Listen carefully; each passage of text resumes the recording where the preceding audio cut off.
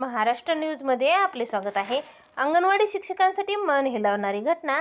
अंगणवाडी शिक्षिका मदतनीस। अंगणवाडी सुरू होताच अत्यंत दुःखद घटना समोर येत आहे। पाहूया सविस्तर। तत्पूर्वी चॅनलवर नवीन आहात तर चॅनलला सबस्क्राईब करा। घरगुती वादातून कैत्याने गळा चिरून अंगणवाडी सेविकाच्या तिच्या पोस्टमन पतीनेच खून केल्याची घटना तालुक्यातील राहेगाव येथे शनिवारी रात्री 12 वाजेच्या सुमारास घडली। अनिता चांगदेव असे त्यांचे नाव आहे। राहेगाव येथील चांगदेव शेलार हा पोस्टमन असून तो पंढरपूर येथून शनिवारी सायंकाळी आला। त्यानंतर पत्नी अनितासोबत जेवण करून ते दोघे त्यांच्या खोलीत झोपले।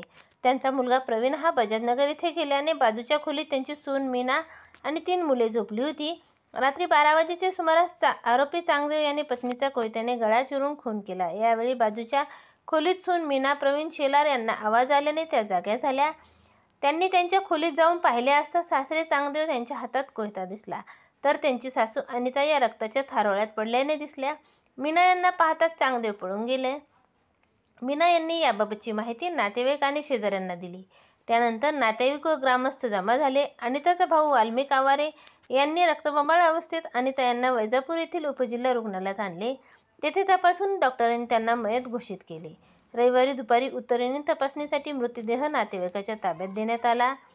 फिर्याद देण्यास नातेवाईकांची टाळाटाळ प्रकरणी मयत अनिता शेलार यांच्या नातेवाईकांकडून फिर्याद देण्यास टाळाटाळ करण्यात आली।